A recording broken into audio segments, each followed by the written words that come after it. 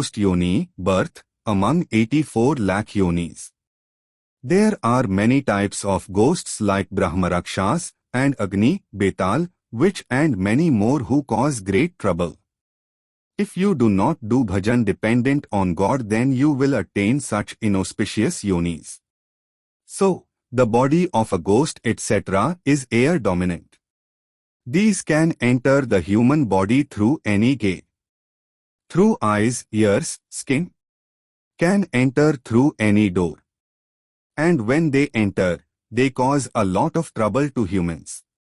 When someone enters this body, he resides in the instinct of ego.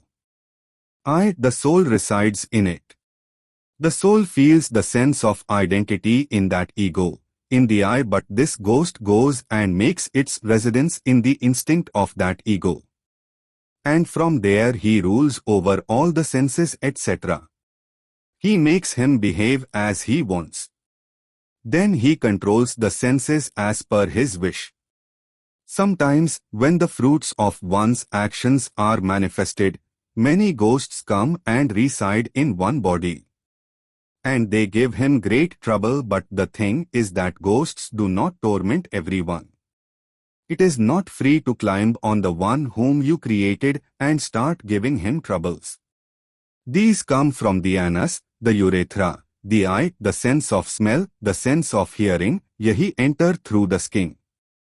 Ego takes over the instincts and rules the senses. Various types of troubles are given to that body, but these cannot enter everybody. There is rule over them, they cannot do anything arbitrarily. The ghosts of the entire universe live under the rule of Lord Bhuteshwar.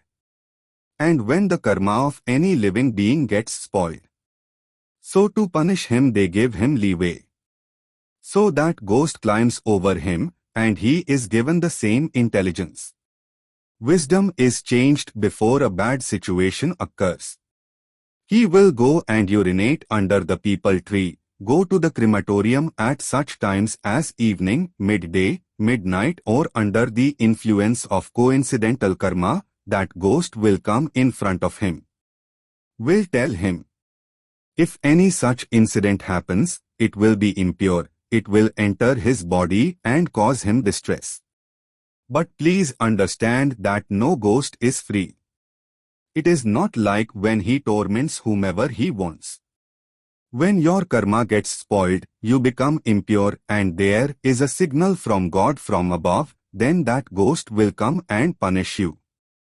There is no such independent yoni, otherwise what is there? Whenever he can trouble anyone he wants, go into someone's body and eat and drink a lot, it is a matter of great pleasure, then there is no punishment for him. The creature that enters the ghost yoni keeps burning.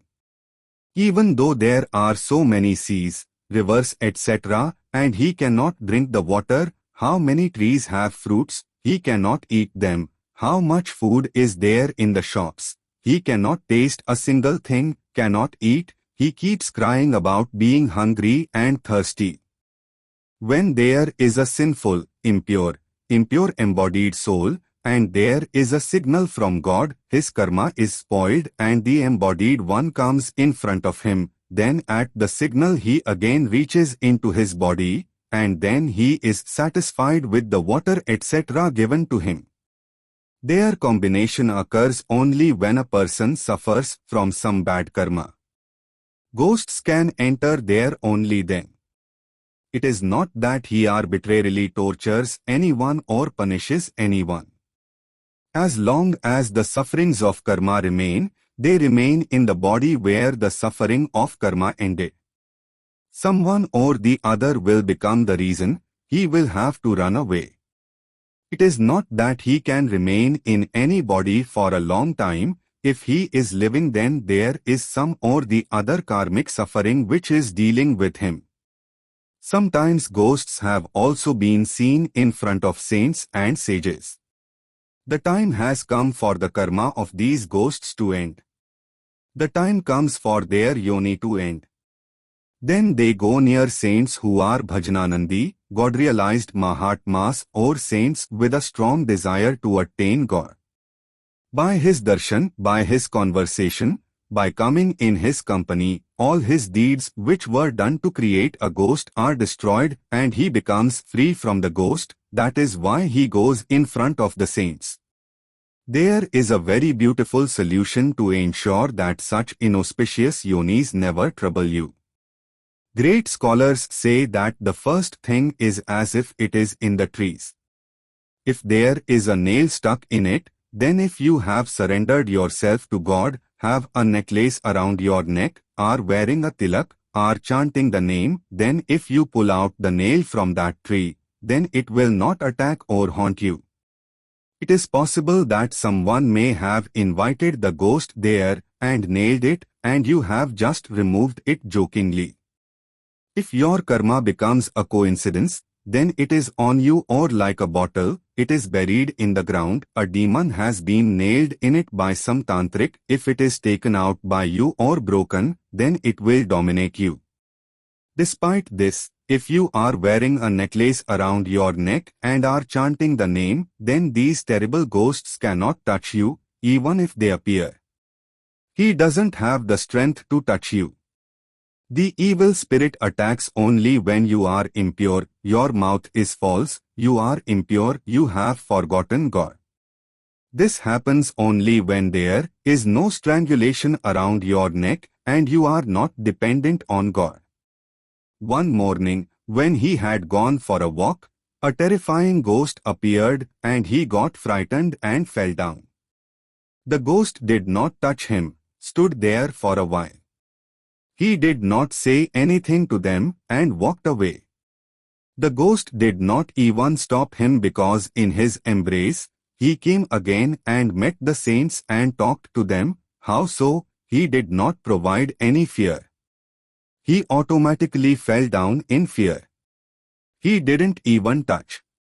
He didn't even have the courage to tell. Those saints told that you were wearing a necklace around your neck, you were chanting certain rules, and hence no one had the power to touch you. There is great power in the name of God and in bhajans.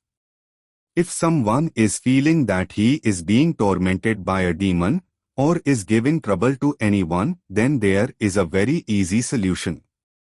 Our great scholars of scriptures have described that if we take shelter of Bhagavad Charanarvind and accept this word with full faith, he said, Buliyascha bhagavatam sastram vachaidarthato nisham janma koti kritam papam nasyate natra sansayah. If he is made to listen to Shrimadbhagwat Mahapuran. If you have knowledge of Sanskrit, then it is good, otherwise get it confirmed by a scholar that surely even the ghost will be freed and the person whose body has been possessed by a ghost will be freed from all hindrances. Destruction of the sins of crores of births. This book is of Shrikrishna. Buliyascha bhagavatam sastram vachaidarthato nisham janma koti kritam papam nasyate natra sansayah. By listening or reciting Shrimad Bhagwat along with its meaning, the sins of crores of births are destroyed and definitely the ghost on whom the ghost has come will also be saved. He will also be free from the ghostly obstruction. Look, when Gokarna ji made the great terrible misty ghost listen to the story of Shrimad Bhagwat, within 7 days, he was sitting in a knot of dry bamboo, that knot burst, and he, being a counselor of God, did not do any sadhana from him. When he only listened to Shrimad Bhagwat, he took the form of God and went to Bhagwat Dham sitting on the divine plane. The most terrible ghost is the one who misbehaves. तो श्लोकार्धम श्लोक पादम वा पठेद भागवतम चयः नित्यं पुण्यमवाप्नोति राजसूयाश्वमेधयोः. The man who memorizes one verse of Bhagavad does not have knowledge of Sanskrit. So one verse. कृष्णाय वासुदेवाय हरये परमात्मने प्रणत क्लेशनाशाय गोविंदाय नमो नमः. Just say half a verse. कृष्णाय वासुदेवाय हरये परमात्मने. No matter how terrifying the ghost in front of you is, it will not stand. The written form of Shrikrishna is the Mahamantra form of Shrimadbhagwat. If you recite one shloka, half a shloka, then you naturally get the results of the yagyas like Rajsuya, Ashwamedha, etc. No fear can stand before you. No bond can bind you. You try pronouncing it, you try memorizing it. Speak. उक्तं भागवतं नित्यं कृतं च हरिचिन्तनं तुलसी पोषणं चैव धेनूनां सेवनं समम्. This is a great solution. One who meditates on the verses of Shrimadbhagwat, service to Shri Thakurji, service to Shri Priyapritam, service to the name of Radha, service to Thakur, service to Shaligram, contemplation of them or watering of Tulsiji, Tulsiji's Aarti, service to Tulsiji, service to Mother Cow. If it exists, then no obstacle can ever be defeated by it. Ghosts etc. cannot even be touched. Those who serve Thakur, wear Tulsi around their neck, have memorized the verses of Shrimadbhagwat, and those who think about Hari, feed the cow, give fodder, do service, ghosts can't touch such men. Yes, we can appear in front to get our salvation. Speak. बुले अंत काले तु येनैव श्रूयते सुख शास्त्रवाक् प्रीत्या तस्यैव वैकुंठं गोविंदोऽपि प्रयच्छति.